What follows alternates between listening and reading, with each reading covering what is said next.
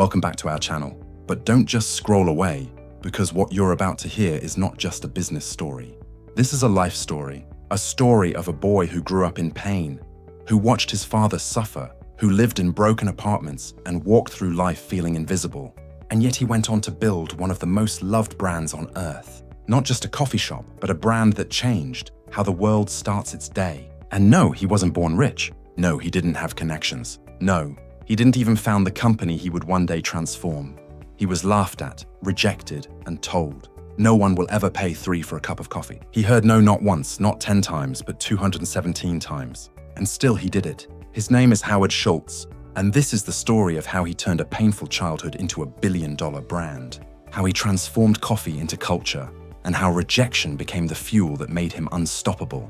And yes, while you listen, you're also improving your English because we use clear, emotional, beginner-friendly storytelling that helps you learn new words, real-life lessons, and become fluent through stories. So, grab your coffee or your dreams because this isn't just a story you'll remember. This is a story that might change your life. Partone, the boy who grew up in Japan, Brooklyn, New York, 1953. Howard Schultz was born into a world where dreams were small because life was hard. He grew up in the Bayview housing projects, a government housing project in a rough Brooklyn neighborhood where people survived paycheck to paycheck. His father was a delivery driver. No big job, no stability, no health insurance. One day, he slipped on ice and injured his hip badly. And you know what happened? Nothing. No medical help, no compensation, no support, no voice. Howard watched his father, a strong man, become broken and hopeless overnight.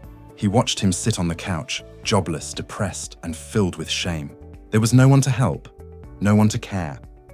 Howard would later say, "That moment changed me. I saw what it meant to be a number, not a person. I promised myself if I ever built a company, it would honor people, not crush them." He was just a boy, but that pain stayed in his soul.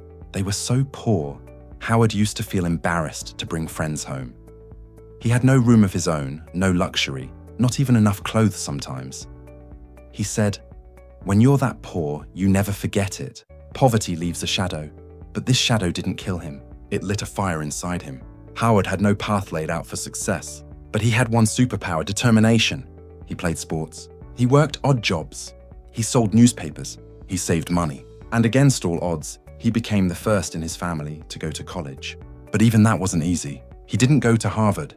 He went to Northern Michigan University on a football scholarship and worked as a bartender and salesman to pay for school. After college, he started working as a salesman for Xerox, one of the best sales training companies at that time. He was good, very good. But Howard wanted more. One day, he joined a small kitchenware company. His job: sell coffee machines to local cafes. And that's when something unexpected happened. While analyzing sales reports, he noticed one small client in Seattle kept buying more machines than anyone else. He was curious, so he flew there to find out why. The company was called Starbucks. At that time, it had just 4 stores, and it didn't even sell coffee to drink, just beans, grinders, and equipment. But there was something about the people, the energy, the philosophy. Howard fell in love. He said, "There was something magical about Starbucks. I saw more than coffee. I saw warmth, authenticity, culture." And in that moment, a seed was planted. He quit his job. He joined Starbucks, but he had no idea that this small decision would lead to the biggest battle of his life. Howard Schultz had seen pain. He had felt invisible. He had been poor, hopeless, and humiliated. But he also had a dream to build something better than what his father had, to build a company that respected people. And he had just found the perfect soil: Starbucks. What he didn't know yet was that the very people he admired would soon turn down his biggest idea. They would say, "That's not who we are." But Howard Schultz was no ordinary man. He didn't just sell coffee.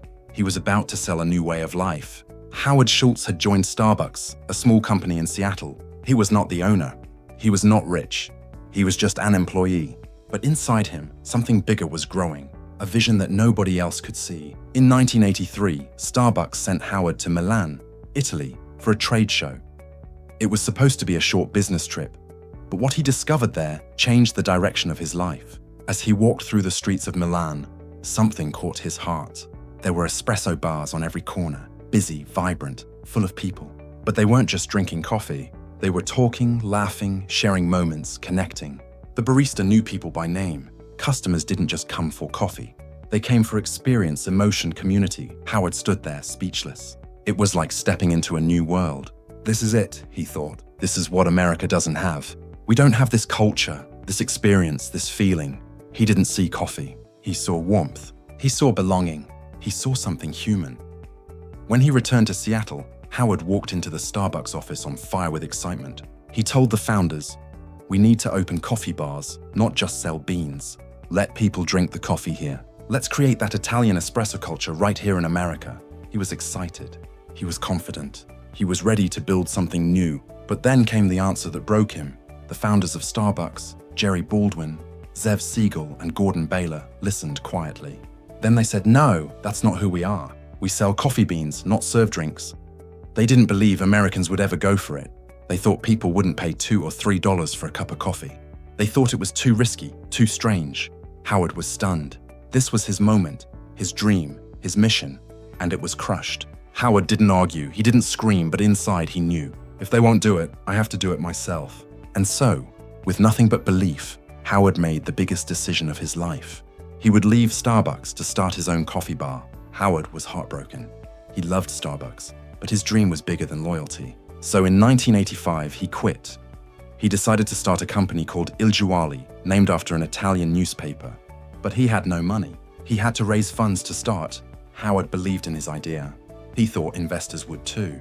But what happened? Rejection. After rejection. After rejection. He would walk into meetings full of passion and walk out with closed doors. Americans won't pay $3 for coffee. You're not Italian. This won't work here. You're dreaming too big. He was laughed at, ignored, and insulted. Hess said, "I was rejected 200 MSN times. That number is burned into my brain." But he kept going day after day, meeting after meeting, pitch after pitch, until finally 30 investors said yes. He raised $400,000 and in 1986 opened his first coffee bar in Seattle. It wasn't just a coffee shop, it was a love letter to Italy. Howard made sure everything felt different. Italian music played softly in the background. Baristas remembered your name. You didn't just buy coffee. You had an experience. And guess what? People loved it. They didn't care that it was new. They didn't care about the price. They came for the feeling. Il Giornale became an instant hit. Howard proved them wrong. While Il Giornale was booming, something unexpected happened. The founders of Starbucks, the very people who said no, decided to sell the company. They were moving on. Starbucks was too small for them now. Howard saw a chance. A big one, a dangerous one. A dream that had once been denied to him was now up for sale. But there was a problem. In 1987, Howard found out the price. To buy Starbucks, he needed $3.8 million. That's about $10 million today. And Howard didn't have that kind of money. He was still small, still building. But this wasn't just a business move for him. This was personal. This was his dream. So once again, he went back into battle. He talked to every investor he could find. He begged, he pitched, he cried. He told them, "This is not just a coffee company. This is my life's purpose." Finally, after weeks of effort, he raised the money. And in August 1987, at age 34, Howard Schultz bought Starbucks for $3.8 million.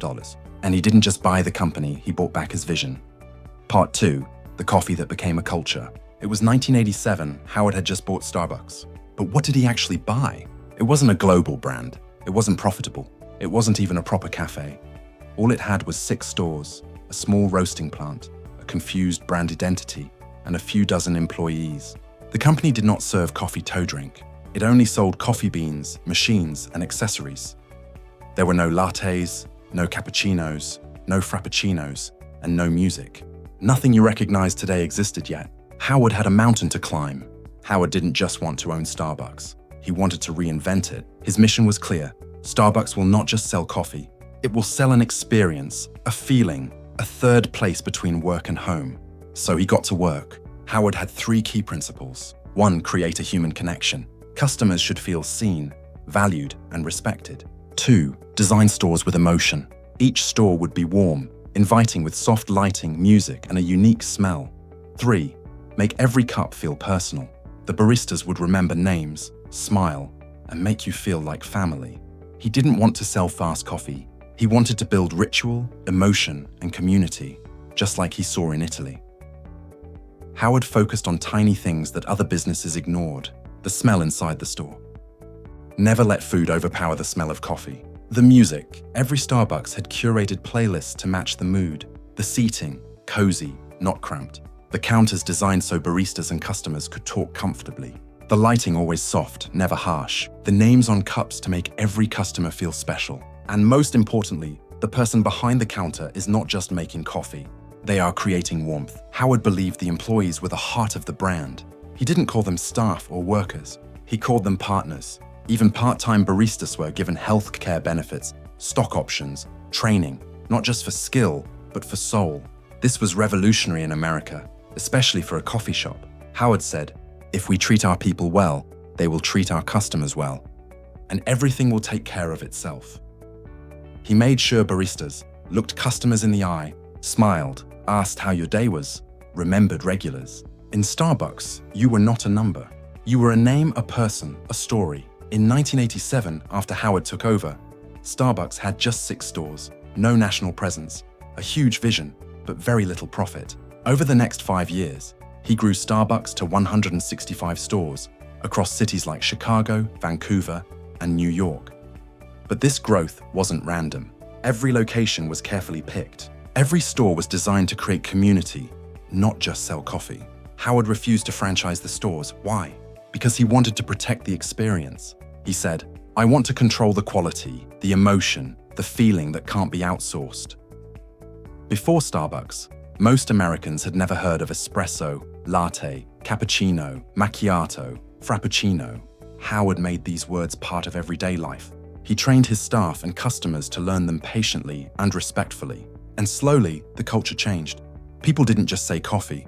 They said, "Can I get a tall vanilla latte with soy milk?" Starbucks didn't just sell drinks. It educated, uplifted, and reshaped how people thought about their daily routine. Howard knew the power of branding. He didn't want just a good cup of coffee. He wanted customers to feel proud holding a Starbucks cup. So they invested heavily in clean minimalist logo design, high-quality cup materials, consistent green and white branding, a sense of premium experience. Very soon, holding a Starbucks cup became a statement. "I'm successful. I have taste. I take care of myself. This is my time." Howard realized something deep. People aren't just buying coffee. They're buying a moment of peace, a sense of belonging, a way to feel seen. And that's exactly what he gave them. For a few dollars, 3, 4, 5, people didn't just get a drink. They got a cozy seat, calm music, friendly conversation, a small break from the chaos of life. And that was priceless. By the early 1990s, Starbucks had expanded to several major US cities. It was earning millions in revenue. Customer loyalty was extremely high. The brand was now seen as modern, classy, and cool. People went to Starbucks to read, to write, to have meetings, to fall in love, to take a break, to feel human. By the early 1990s, Starbucks was no longer just a Seattle brand. It had become a national sensation. The coffee shop was a cultural icon, a lifestyle statement, a business case study, and a morning ritual for millions. But Howard was not satisfied.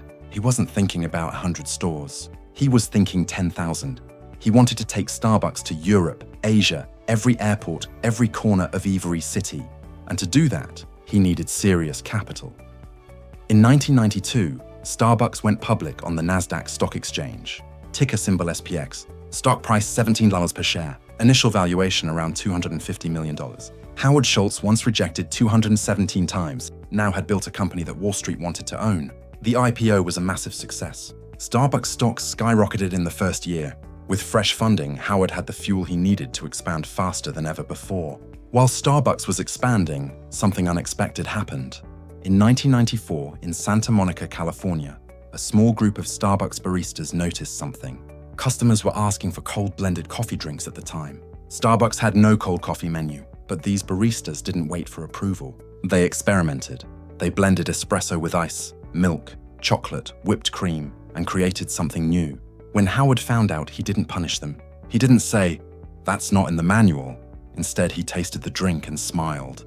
"This is brilliant," he said. "We're launching it nationwide."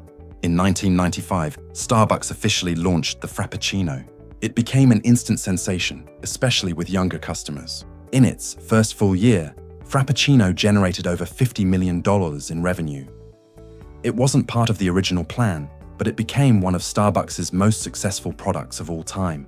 With momentum building in the US, Howard now looked beyond American borders. His first international target, Tokyo, Japan. Why Japan? Because Japanese culture respected ritual, precision, and aesthetics. They had a growing interest in Western lifestyle. It was the perfect mix of tradition and modernism. In 1996, Starbucks opened its first store outside the US in Tokyo. And guess what? It was an overwhelming success. People stood in lines. It became a fashion statement, and it set the tone for future global expansion. After Japan came, UK, China, Singapore, South Korea, United Arab Emirates, Germany, and dozens more. By the end of the 1990s, Starbucks was in over 20 countries. As Starbucks grew, so did the numbers. By 1997, 1,400 stores. By 1999, 2,500 plus stores. Annual revenue over $1 billion. Howard's net worth over $100 million. But along with success came new challenges. When you grow from one store to 2,500 in a few years, quality control becomes a nightmare. Some problems started to appear. Inconsistency. Some stores felt warm and personal. Others felt cold and robotic. Overcrowding. Stores became too busy. People complained about long lines and noise. Overstandardization. The same colors, music, and design began to feel too corporate. Howard felt uneasy. I didn't want to build McDonald's. I wanted to build something meaningful. But now, Wall Street was involved. Shareholders wanted faster growth, more stores, higher profits. Howard was now in a tug-of-war between vision and velocity, between purpose and pressure, between soul and scale. At this point, Howard Schultz was not just a CEO. He was managing thousands of employees, overseeing global expansion, dealing with investors, protecting company culture. He was exhausted. In 2000, after building Starbucks for nearly 20 years, Howard made a shocking announcement. He was stepping down as CEO. Howard said, "I've taken the company as far as I can. Now it's time for someone else to take it higher." He stayed as chairman, but gave day-to-day leadership to Orrin Smith and later Jim Donald. The new leaders focused more on growth, stock prices, and systems. And at first it worked. Stores kept opening, profits kept growing, stock prices kept rising. But something else was growing too. Disconnection. Howard would later say, "I walked into some stores and I didn't recognize them. They were clean, busy, profitable, but something was missing." The soul of Starbucks, that warm, personal feeling, was fading. By 2007, cracks turned into shocks. The global financial crisis hit. Consumers were spending less. Critics began saying, "Why pay $4 for coffee in a recession?" Starbucks started closing stores, cutting jobs, facing public criticism. Its stock price dropped from $40 to $8, an 80% crash. And suddenly, the company that once felt invincible looked like it might fall apart. Howard watched from the sidelines, helpless, frustrated, and heartbroken. But he wasn't done yet. Part 3. The comeback of a broken dream. It's 2008. Starbucks is in trouble. The global economy is falling apart. The world is entering a financial crisis. People are losing their jobs. Families are cutting their spending. And suddenly, $4 coffee no longer feels like a small treat. It feels like a luxury they can't afford. Sales drop. Customer visits fall, store traffic slows. Starbucks, once a symbol of modern culture, is now seen as overpriced, overrated, overexpanded, and the numbers are brutal. In 1 year, the stock falls from $40 to under $8. The company loses over $6 billion in value. Store closures begin. Hundreds of locations shut down. Thousands of employees are laid off. Morale collapses inside the company. The magic is gone, and behind the scenes, one man is watching. Heartbroken, Howard Schultz is no longer CEO. He stepped down in 2000, but he remained chairman, watching from a distance. He visits stores and feels a sharp pain in his chest. "This is not what I built," he whispers. He sees dirty floors, distracted baristas, empty chairs, customers who feel rushed and invisible. Everything he stood for, connection, experience, emotion, is fading fast. And then one day, the board of directors comes to him and says, "Howard, we need you back." It's January 2008. Howard Schultz, now 54 years old, steps back in as CEO of Starbucks. But this time it's different. He's not coming back to lead a celebration. He's coming back to save a dying dream. And he knows the truth. This will be the hardest fight of his life. The world is in crisis. The media doubts him. The company is collapsing. And worse, the culture is broken. But Howard doesn't hide. He steps in with fire in his eyes and says to his team, "We are not in the coffee business serving people. We are in the people business serving coffee, and we've forgotten that. Howard begins with radical decisions. One closes 900 stores. Yes, 900 stores across the US and abroad are shut down. Not because they didn't make money, but because they didn't reflect the brand's soul. 2, fires thousands of employees. It breaks his heart, but he knows. If we don't cut now, we may not survive.